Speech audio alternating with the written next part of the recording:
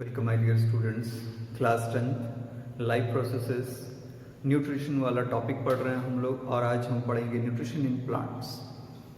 All green plants are autotrophic in their mode of nutrition. It means they can synthesise their own food and the process by which all green plants synthesize their food is called photosynthesis। तो हरे पौधे जिस तरीके से, जिस विधि द्वारा भोजन को बनाते हैं उसे प्रकाश संश्लेषण या फोटोसिंथेसिस कहते हैं। और यही है न्यूट्रिशन इन प्लांट्स। अब बनाते कैसे हैं? फोटोसिंथेसिस क्या होती है? सो photosynthesis is a process of the formation of complex organic molecule, जिसको कि हम फूड कहते हैं। तो कॉम्प्लेक्स ऑर्गेनिक मॉलिक्यूल को बनाते हैं यूज करके, किसका यूज करके? कार्बन डाइऑक्साइड, वाटर, और किसकी हेल्प से बनाते हैं? क्लोरोफिल मॉलिक्यूल की हेल्प से, सोलर रेडिएशंस की एनर्जी को यूज करते हुए, यानी सनलाइट के प्रेजेंस में ये प्रोसेस होती है। ये समझ में आ गया? यहाँ तक कोई प्रॉब्लम नहीं। फोटोसिंथेसिस इतना इंपॉर्टेंट क्यों हो गया? फोटोसिंथेसिस की वजह से एटमॉस्फेयर में जितना भी कार्बन डाइऑक्साइड है वो प्लांट यूज करते हैं और बदले में ऑक्सीजन प्रोवाइड करते हैं। इसी ऑक्सीजन का यूज हम सांस लेने में करते हैं, इसलिए ये बहुत ही इंपॉर्टेंट है। एक ओवरऑल रिएक्शन में लिखता हूँ। तो ये एक ओवरऑल रिएक्शन है जिसमें कार्बन डाइऑक्साइड का यूज हो रहा है, वाटर का यूज हो रहा है, सनलाइट की एनर्जी यूज हो रही है, क्लोरोफिल मॉलिक्यूल इस एनर्जी को यूज कर रहे हैं और इन चीज़ों को कन्वर्ट कर रहे हैं ग्लूकोज में। ये है ग्लूकोज या शुगर, यही हमारा फूड होता है, यही एनर्जी प्रोवाइड करता है। साथ में क्या है? बायोकेमिकल वाटर यानी H2O और ऑक्सीजन मिलता है। ये ऑक्सीजन फिर एटमॉस्फेयर में फ्री हो जाता है। So this is an overall chemical reaction, जो कि बोर्ड एग्जाम में क्लास 10th में बार बार कहा जाता है कि फोटोसिंथेसिस का ओवरऑल केमिकल रिएक्शन लिखिए। तो आप यही लिखेंगे 6CO2 + 12 H2O और एरो बनाएंगे। इसका मतलब है कि it gives in the presence of sunlight and chlorophyll क्या देता है? Glucose, water and oxygen. Clear है? सबको क्लियर है? इसमें कहीं कोई प्रॉब्लम नहीं है।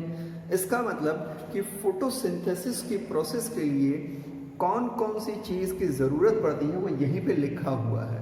सबसे पहले तो कार्बन डाइऑक्साइड, ठीक है, कार्बन डाइऑक्साइड सबसे पहली चीज की जो जरूरत है वो है कार्बन डाइऑक्साइड। दूसरी जो जरूरत है वो है वाटर, यानी जल, है ना।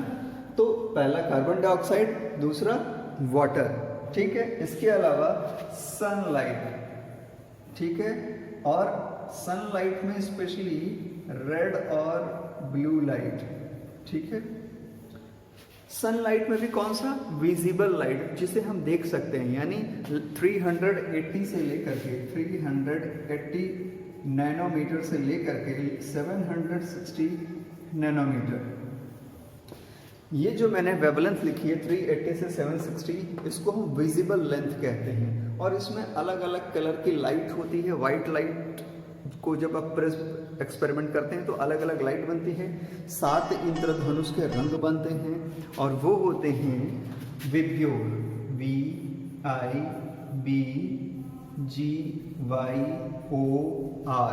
Violet, indigo, blue, green, yellow, orange, red, ठीक है। ये बढ़ती हुई एनर्जी के फॉर्म में आपको दिख रहे हैं। इसको हम विब्ग्योर कहते हैं। इसमें से आपने देख लिया सनलाइट। नेक्स्ट है क्लोरोफिल के मॉलिक्यूल। क्लोरोफिल के मॉलिक्यूल को हम फोटोसिंथेटिक पिगमेंट कहते हैं। क्या कहते हैं इसको हम? Photosynthetic pigment. ये कई तरह के हो सकते हैं। Chlorophyll A, chlorophyll B, C, D, E, xanthophyll, carotenoids, xanthophyll और कैरोटेनॉइड्स। इसमें से जो क्लोरोफिल A और B हैं, ये ब्लू और रेड लाइट को एब्जॉर्ब करते हैं, यानी उसकी एनर्जी का यूज करते हैं, और ग्रीन लाइट को, हरे रंग को बाहर की ओर छोड़ते हैं, यानी रिफ्लेक्ट करते हैं, जिसकी वजह से सारी लीव्स जो पत्तियां होती हैं वो हरे रंग की दिखती हैं, ग्रीन कलर की होती हैं। तो ये हो गया न्यूट्रिशन इन प्लांट्स। अब सवाल ये उठता है कि आखिर ये कार्बन डाइऑक्साइड या ये जो वाटर है ये पहुँचे कैसे प्लांट में।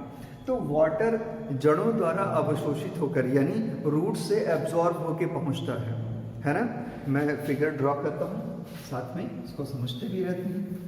ओके, तो यहाँ पे जो रूट्स होते हैं, यहाँ पे जो वाटर है सॉइल के अंदर जो वाटर है वो रूट से एब्जॉर्ब होता है और ऊपर की ओर मूव करता हुआ हर एक लीव्स में, हर एक स्टेम में, ब्रांच में ट्रांसफर हो जाता है। अब मान लीजिए कि ये एक लीफ है, थोड़ा बड़ा बनाया है समझने के लिए। इस लीफ में भी ये अंदर की ओर ट्रांसफर हो गया। एटमॉस्फेयर यानी बाहर वातावरण में एयर है, एयर में बहुत सारी गैसेस होती हैं, CO2 भी है और ऑक्सीजन भी है। तो बाहर जो CO2 है वो अंदर की ओर मूव करेगी, लेकिन इसको अंदर जाने के लिए अब यहाँ कोई जगह भी होनी चाहिए, कोई स्पॉट होना चाहिए।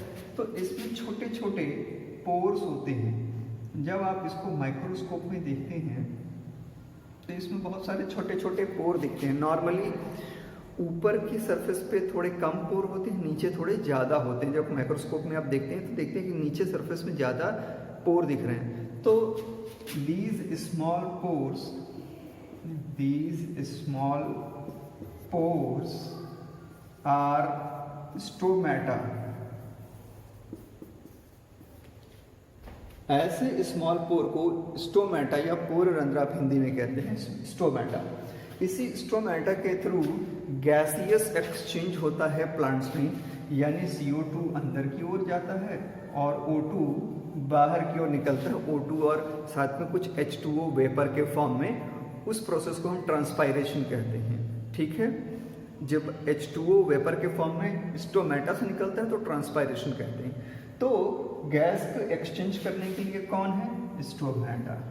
अब अगर स्टोमेटा के स्ट्रक्चर को आप बनाएंगे थोड़ा बड़ा करके तो नॉर्मली ये एक गार्ड सेल के कॉम्बिनेशन यानी 2 गार्ड सेल प्रेजेंट होते हैं और ये बीन शेप्ड होते हैं। ये नॉर्मली बीन शेप्ड होते हैं। ये देखिए स्ट्रक्चर आपको क्लियर हो गया होगा। और इसके अगल बगल कुछ supporting companion parenchymatous living cells होते हैं। सपोर्टिंग पैरेन्काइमेटस सेल्स होते हैं। तो ये जो स्ट्रक्चर आप देख रहे हैं जहाँ पे कि ये 2 बीन शेप्ड स्ट्रक्चर हैं, इनको आप कहते हैं गार्ड सेल। ठीक है, ये क्या है? ये गार्ड सेल्स हैं। बीच में जो स्पेस है यानी पोर है, जो खाली जगह है, इसी को आप स्टोमा कहते हैं। क्या कहते हैं? स्टोमा। और जब इसका प्लूरल होता है यानी बहुवचन के रूप में तो इसको स्टोमेटा कहते हैं। क्लियर हो गया? स्टोमेटा का स्ट्रक्चर क्लियर हो गया। जब ये पोर इस तरह से ओपन है यानी खुला हुआ है तो इसको कहते हैं ओपन स्टोमेटा। ये कैसा स्टोमेटा है? Open stomata. जब ये बंद होगा तो इसको कहेंगे क्लोज्ड स्टोमेटा। रात के समय ये बंद रहता है और दिन के समय खुला रहता है। क्लियर? रात के समय बंद रहता है यानी ये पोर बिल्कुल नज़दीक नज़दीक हो जाते हैं और दिन के समय ये ओपन हो जाते हैं। तो ये तो हो गया स्टोमेटा। यहाँ से कोई प्रॉब्लम नहीं है। ठीक है, अब आपको ये समझना होगा ये जो गार्ड सेल है इसमें जो ये अंदर की वॉल है यानी जो इनर वॉल है ये थिक होती है यानी मोटी होती है, लेकिन लचीली होती है यानी इलास्टिक होती है।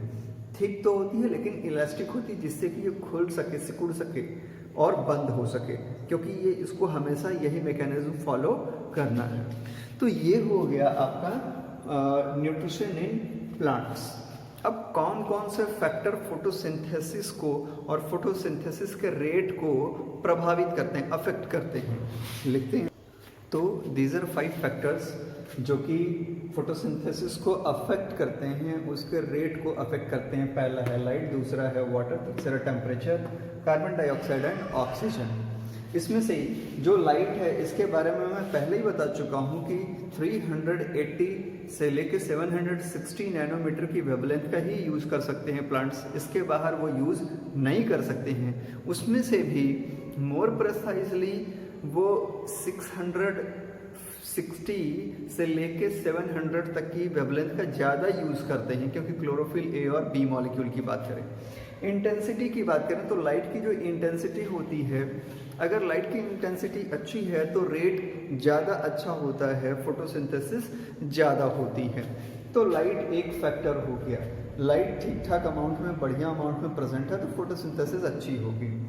हालांकि इंटेंस लाइट होने पर, बहुत तेज लाइट होने पे, वेवलेंथ अलग हो जाने पे फोटोसिंथेसिस स्टॉप हो जाती है। तो एक तरह से ये फैक्टर हो गया जो फोटोसिंथेसिस के रेट को प्रभावित करता है, अफेक्ट करता है। दूसरा वाटर जो टोटल एब्जॉर्ब जो अवेलेबल वाटर है मिट्टी में, उसका 1% पोर्शन ही प्लांट यूज़ कर पाते हैं।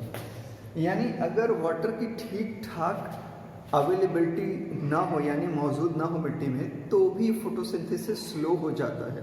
तो ठीक ठाक अमाउंट में प्रेजेंट होना बहुत ज़रूरी है फोटोसिंथेसिस के लिए। बहुत ज़्यादा हो जाने पे भी फोटोसिंथेसिस स्लो हो जाता है, लिमिट कर देता है, लिमिटिंग फैक्टर की तरह बिहेव करता है। टेम्परेचर की बात करें तो बहुत कोल्ड 0 डिग्री या उसके नीचे की टेम्परेचर पे, बहुत कोल्ड होने पे भी फोटोसिंथेसिस स्लो हो जाती है। और 40 डिग्री सेल्सियस से ज़्यादा होने पर, इससे इंक्रीज होने पर फोटोसिंथेसिस लगभग स्टॉप होने लगती है, पत्ते झुलस जाते हैं, विल्ट होकर रुक जाते हैं। तो टेम्परेचर भी एक बहुत बड़ा यहाँ पर रोल प्ले करता है। 30, 28, 25 से लेके 35 के बीच का जो टेम्परेचर है सबसे बेस्ट टेम्परेचर है फोटोसिंथेसिस के लिए। नेक्स्ट है कार्बन डाइऑक्साइड। एटमॉस्फेयर में अगर कार्बन डाइऑक्साइड ही नहीं होगा तो टेरेस्ट्रियल प्लांट्स उसका यूज़ कर ही नहीं पाएंगे, है ही नहीं तो यूज़ ही नहीं होगा। तो ये फोटोसिंथेसिस के लिए बड़ा इंपॉर्टेंट फैक्टर है कि अवेलेबिलिटी ऑफ CO2। बहुत ज़्यादा कार्बन डाइऑक्साइड होगा तो भी लिमिट की तरह ही बिहेव करेगा और पॉइजन की तरह बिहेव करेगा, रोक देगा, स्टॉप कर देगा फोटोसिंथेसिस को। तो कार्बन डाइऑक्साइड भी एक तरह से इम्पॉर्टेंट फैक्टर है, ये कहिए कि सबसे इम्पॉर्टेंट फैक्टर्स में से एक है। देन ऑक्सीजन का प्रोडक्शन प्लांट के अंदर होता रहता है और कई बार ऑक्सीजन को यूज़ भी करते हैं, क्योंकि ऑक्सीजन के यूज़ के बिना फूड का ब्रेकडाउन तो होने से रहा। लेकिन इतना ज़्यादा अमाउंट में ऑक्सीजन बन जाए कि बाहर के एटमॉस्फेयर में ऑक्सीजन का कंसंट्रेशन बढ़ गया, ऐसी कंडीशन में फोटोसिंथेसिस स्लो हो जाएगी। क्यों? क्योंकि अब ये लिमिटिंग फैक्टर की तरह बिहेव कर रहा है। तो ये थे फैक्टर्स अफेक्टिंग फोटोसिंथेसिस। जो भी मैंने बताया इसको ध्यान से समझ लीजिएगा, फिर से रिपीट करके देख लीजिएगा। अब फोटोसिंथेसिस की प्रोसेस होती कहाँ है? तो फोटोसिंथेसिस की प्रोसेस एक ऑर्गेनेल में होती है। उस ऑर्गेनेल का नाम होता है क्लोरोप्लास्ट। क्लोरोप्लास्ट एक डबल मेम्ब्रेन बाउंड स्ट्रक्चर है। ये एक डबल मेम्ब्रेन बाउंड स्ट्रक्चर है और इसमें कुछ स्ट्रक्चर्स आपको इस तरह से बने हुए दिखे होते हैं और कुछ स्ट्रक्चर्स आपको इनसे कनेक्टेड लिंक की तरह दिखते हैं। तो मैं आपको ये स्ट्रक्चर बना के दिखाता हूँ, ये आपस में जुड़े भी होते हैं। दीज आर कनेक्टेड ऑल्सो, ठीक है। So these are connected structures. यहाँ पे छोटा सा सर्कुलर डीएनए भी प्रेजेंट होता है। ये क्लोरोप्लास्ट का एक स्ट्रक्चर है जिसमें ये आउटर है मेम्ब्रेन, ये आउटर मेम्ब्रेन, ये इनर मेम्ब्रेन, ठीक है। इस वाले पोर्शन को आप स्ट्रोमा कहते हैं। क्या कहते हैं? स्ट्रोमा। और ये आपका छोटा सा डीएनए पार्ट हो गया। इसमें खुद के अपने एंजाइम सिस्टम भी होते हैं। इस क्लोरोप्लास्ट नाम के जो सेल ऑर्गेनल है, ये प्लांट सेल में पाया जाता है। इसमें खुद के एंजाइम्स होते हैं। खुद के एंजाइम है यानी खुद का मशीन है, खुद के मैकेनिज्म है। ऐसे ऑर्गेनेल को सेमी ऑटोनॉमस सेल ऑर्गेनेल कहते हैं, अर्ध स्वायत्त कोशिकांग, ठीक है ना। ये जो स्ट्रक्चर आप देख रहे हैं इसको आप कहते हैं ग्रेना, दीज आर ग्रैनम, और प्लूरल होगा तो ग्रैना, सिंगल है तो ग्रैनम, प्लूरल होगा तो ये सबको मिला लीजिए ग्रैना कहेंगे। अब एक एक ग्रैना में अगर आप यहाँ पे बना लेते हैं इस स्ट्रक्चर को अलग से, फिर से मैं ट्राई करता हूँ यहाँ पे भी फिर से बना लूँ। ओके,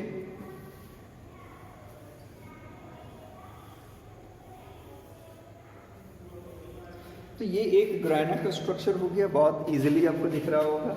अगर इस एक ग्रैना में से किसी एक पार्टिकल को आप हटा लीजिए तो इसको कहेंगे thylakoid. This is called thylakoid. Thylakoid मतलब bag like structure. Bag like structure को अगर आप देखते हैं तो ये भी एक डबल मेम्ब्रेन बाउंड स्ट्रक्चर है, सिक्के की तरह दिखता है।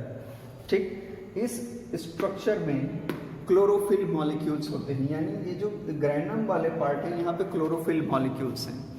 फोटोसिंथेसिस की टोटल प्रोसेस दो पार्ट में डिवाइड होती है, light reaction and dark reaction. फिर से समझिए, फोटोसिंथेसिस की पूरी प्रोसेस दो तरह से डिवाइड होती है। पहला है लाइट रिएक्शन और दूसरा है dark reaction. Light reaction light की प्रेजेंस में ही होगा और ये वाला प्रोसेस ग्रैना में होगा। कहाँ होगा? ग्रैना में, क्योंकि यहाँ पे क्लोरोफिल मॉलिक्यूल थैलाकॉइड में प्रेजेंट है। डार्क रिएक्शन, ये जो बीच में स्ट्रोमा दिख रही है, यहाँ पे होगी। और लाइट रिएक्शन और डार्क रिएक्शन मिल करके टोटल फोटोसिंथेसिस कंप्लीट करते हैं, जो कि कॉम्प्लेक्स स्ट्रक्चर आपने पहले पढ़ा। ठीक है, यहाँ तक समझ में आ गया? तो आपसे पूछा गया कि site of photosynthesis, what is the site of photosynthesis? The site of photosynthesis is chloroplast. What is the site of light reaction of photosynthesis? It is granum or you can say thylakoid. Okay, जो भी option दिया होगा। और what is the site for the dark reaction of photosynthesis? It is stroma. ये समझ में आ गया? अब ये जो ग्रैना, दो ग्रैना आपस में जिस स्ट्रक्चर से जुड़े होते हैं इसको लैमेली कहते हैं। क्या कहते हैं? लैमेली। क्लास 9th में आप लोगों ने ये सब पढ़ा है सेल ऑर्गेनेल मॉलिक्यूल्स में। ठीक है, तो ये था फोटोसिंथेसिस। यहाँ से कोई भी प्रॉब्लम हो आप मुझे बेझिझक पूछ सकते हैं। लाइट रिएक्शन और डार्क रिएक्शन आपके कोर्स में नहीं है, ये क्लास 11th में आप पढ़ेंगे। तब तक के लिए बस इतना इम्पॉर्टेंट है, और बोर्ड 10th में इसके बाहर का कोई क्वेश्चन नहीं आएगा। Thank you very much. इस पूरी सीरीज़ को, मेरे वीडियोस को आप देखते रहिए। मैं एक चैप्टर फिनिश होने के बाद कुछ क्वेश्चन पूछूंगा आप लोगों से, जो भी करेक्ट आंसर देगा उसे मैं अपनी बुक फ्री में डोनेट करूंगा। Thank you very much.